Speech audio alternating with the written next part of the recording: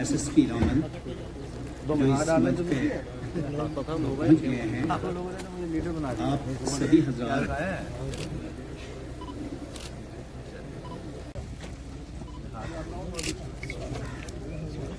और एसडीपीओ साहब को बोल रहा हूं क्योंकि याददाश्त कमजोर होती जा रही है।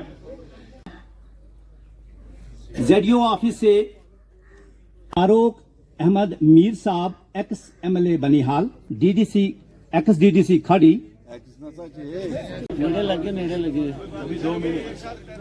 आए हुए यहां पर पुलिस की ओर से जो पुलिस दरबार राष्ट्रीय एकता दिवस के उपलक्ष्य में मनाया जा रहा प्रोग्राम, जिसका मकसद improvement of police image among public, इस कड़ी में शामिल इस प्रोग्राम को मनाते हुए और सरदार वल्लभ भाई पटेल की 150वीं जयंती के उपलक्ष्य के सिलसिलेवार जो प्रोग्राम हो रहे हैं, उस कड़ी को आगे बढ़ाते हुए आप सबका मैं आज के दिन स्वागत करता हूं।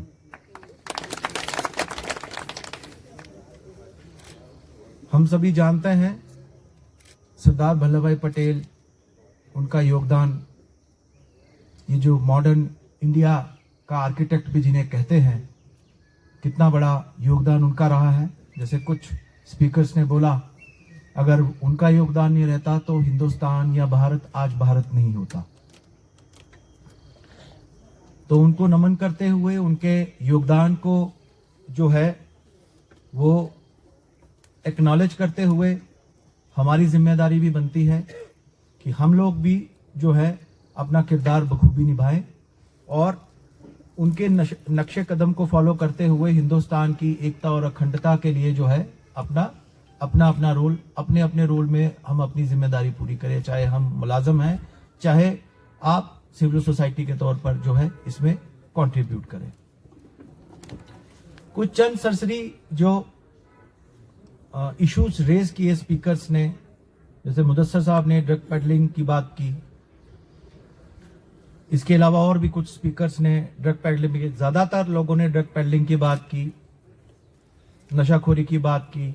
उसके ऊपर लगाम लगाने के लिए कुछों ने पुलिस को सराहा और कुछों ने बोला कि अभी काम पूरा नहीं हुआ है। बिल्कुल मैं मानता हूं काम पूरा नहीं हुआ है, अभी इसमें और एम्प्लीफिकेशन की जरूरत है, इसको और उरूज पे लेने की जरूरत है, और जिसके लिए आम नागरिक का, आप लोगों का जो है वो ताबून जो है वो बहुत लाजमी है।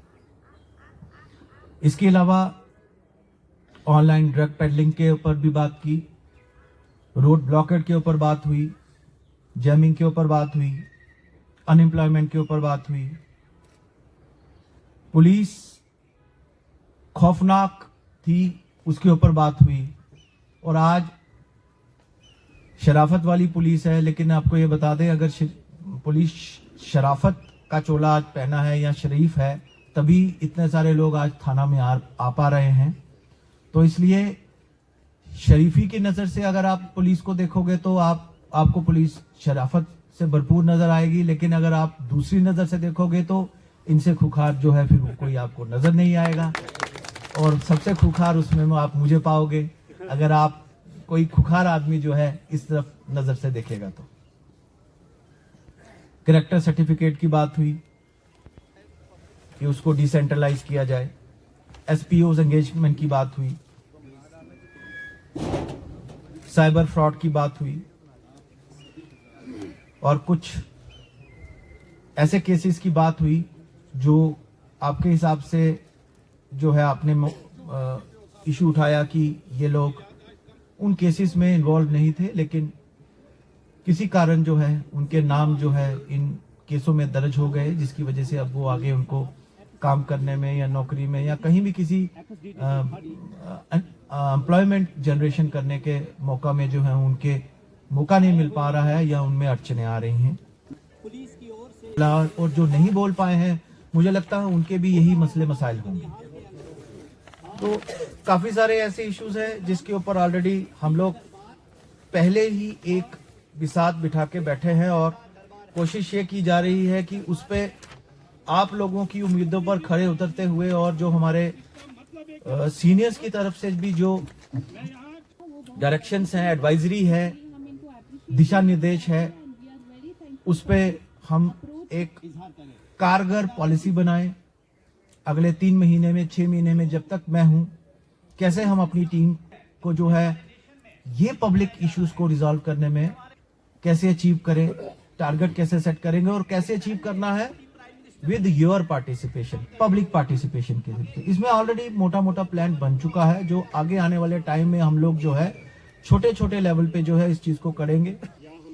डीडीसी खड़ी अपनी पूरी बात नहीं रख पाए, लेकिन मैं यहाँ इस मौके से ये एश्योरेंस देने जा रहा हूँ, क्योंकि ये अभी शुरुआत है। इसके बाद खड़ी, उखड़ाल, नील, महू, मंगित सभी जगह पे मेरा दौरा होगा। मेरी और डीसी साहब की तरफ से इस बात पे आम सहमति बनी है कि हम उन सभी दूर दराज इलाकों में जाएंगे जहां अमूमन लोग नहीं आ पाते हैं किसी कारण। हम डोर स्टेप पे जाके जो है उनके मसले मसाइल को सुनेंगे और जो हमारे दायरे इख्तियारात में होंगे उनको रिजॉल्व करेंगे। और ये आप देखेंगे, मैं सिर्फ कहने के लिए नहीं कह रहा हूं, आप देखेंगे 3 महीने के बाद कि मेरी फहरिस्त में ऐसे बहुत सारी जगह होंगी जहां पे इस तरीके का हम पब्लिक दरबार करेंगे। 2 चीजों को समझना बहुत जरूरी है। आम तौर पे आम पब्लिक को मालूम नहीं है। हमारा एक नौजवान स्पीकर ने बोला, कौन थे जो सबसे पहले बोले कि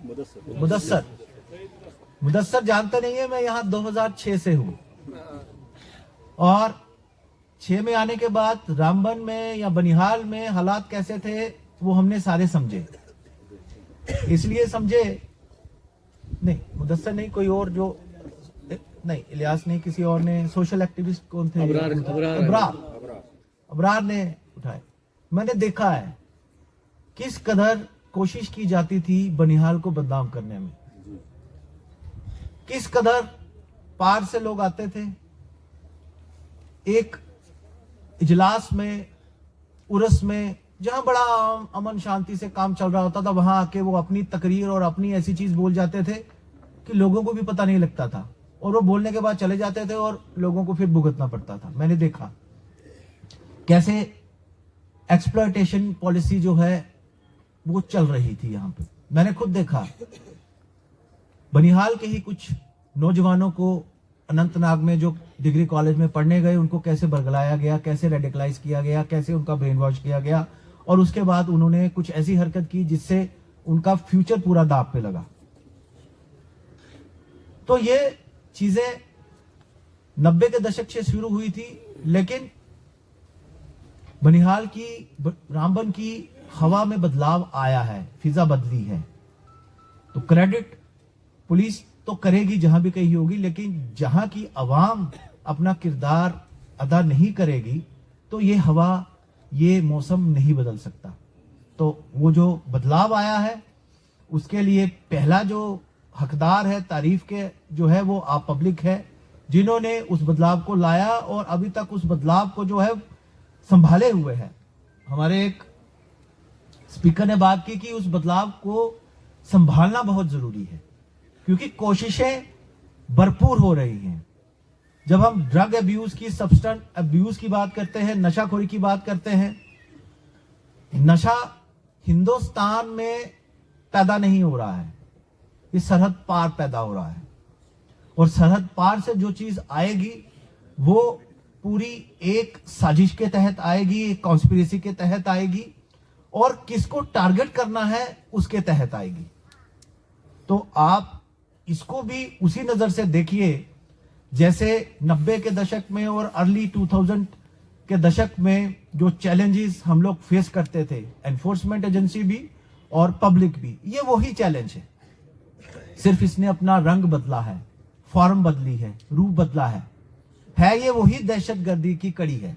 तो मान के चलिए कि अगर दहशतगर्दी है तो उसके खिलाफ जो मुहिम बनानी है, चाहे एनफोर्समेंट एजेंसी ने बनानी है, चाहे पब्लिक ने बनानी है, चाहे उन इदारों ने बनानी है, रिलीजियस इदारों ने बनानी है, एनजीओज ने बनानी है, उनको भी अपना किरदार जो है इसमें अदा करना पड़ेगा। फिर दूसरी कड़ी आ जाती है हमारे बार के साथी ने बात की इंफॉर्मेशन टेक्नोलॉजी की, साइबर क्राइम की, ये भी उस कड़ी का हिस्सा है।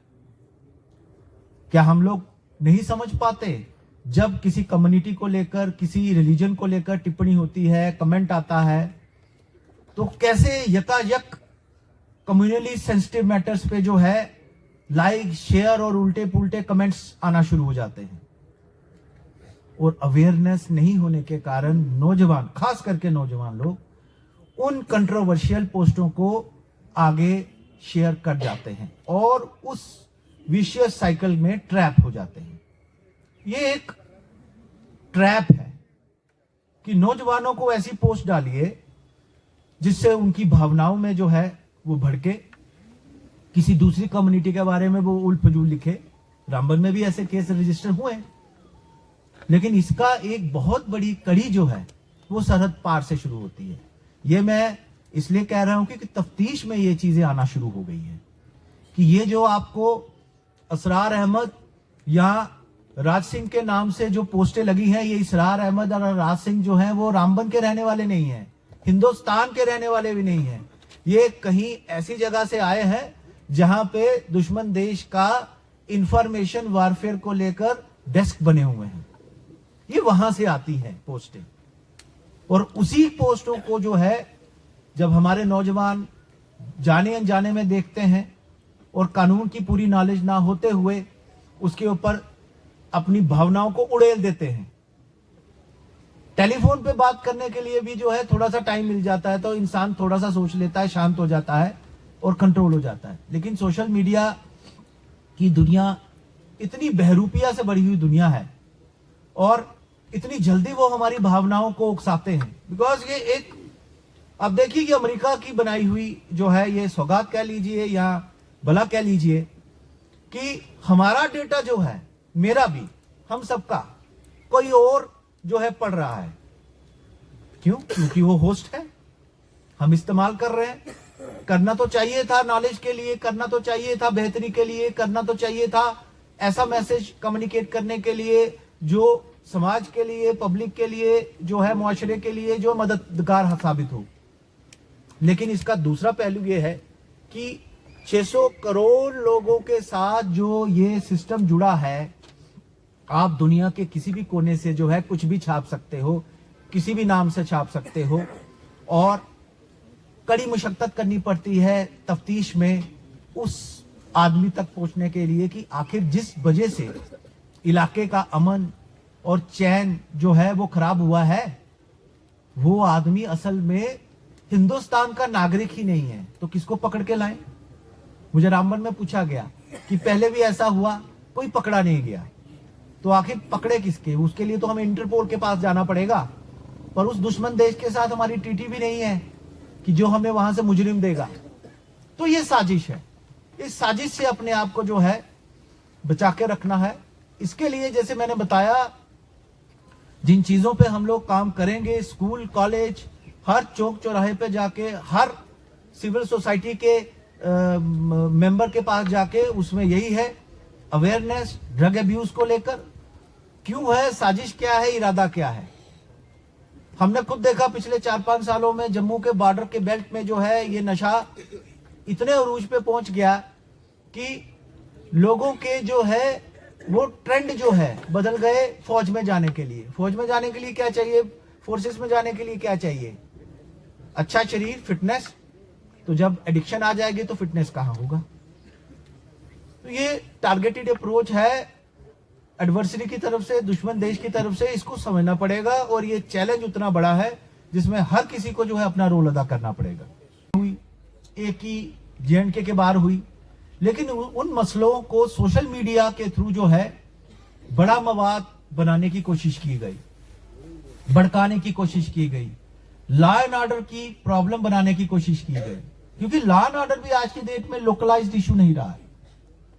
इसकी कड़ियां भी जब हमने कुछ जगह पे खंगाली, क्योंकि मैं इससे पहले CID में रहा हूं, तो वहां पे जब हमने देखा कि डोडा, किश्तवाड़, रामबन, राजौरी, रियासी, उधमपुर और कठुआ की वो बेल्टें जहां मिक्स पॉपुलेशन है, इन जगहों पे कुछ अजीब सी हरकतें हुई, अजीब से वारदातें हुई। रिलीजियस प्लेसेस पे कुछ ऐसा किया गया जिससे लोगों को भड़काया गया।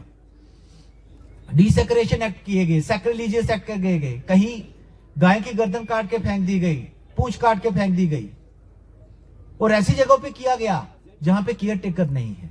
अबंडन टेम्पल, अबंडन मॉस्क या मदरसे साजिश का हिस्सा है। और उसके बाद कोशिश की गई कुछ ऐसे अनासरों के थ्रू उसको एक्सप्लॉइट करने के लिए जिनका किरदार ही ऐसा है। मुआशरे में सब तो शरीफ नहीं हो सकते ना, ये तो एक नियम है, कुदरती नियम कह दीजिए। और वो उन चंद, वो है कितने, 1% भी नहीं है, 0.0001% है। और वो लोग इसी मौके की तलाश में रहते हैं कि जब ऐसा मसला हो तो किसी तरीके से जो है नौजवानों को भड़काया जाए। भरपूर कोशिश हो रही है। इसलिए नौजवानों की एनर्जी को चैनलाइज करना और उनको सीनियर्स ने संभाल के रखना बहुत बड़ी जिम्मेदारी है समाज में। तो वो जिम्मेदारी हम सबको निभानी पड़ेगी। सरदार वल्लभ भाई पटेल 150वीं वर्षगांठ पे ये प्लेटफॉर्म, ये पब्लिक आउटरीच इस माहौल में जो हमने किया, इसके लिए उनको श्रद्धांजलि इस प्लेटफॉर्म से। और उसी सिलसिला में हमारी और भी कड़ियां चलेंगी। ये तो एक हफ्ते की कड़ियां थी, लेकिन पूरे साल का कैलेंडर जो है आप लोगों से पूछ के बनाया जाएगा।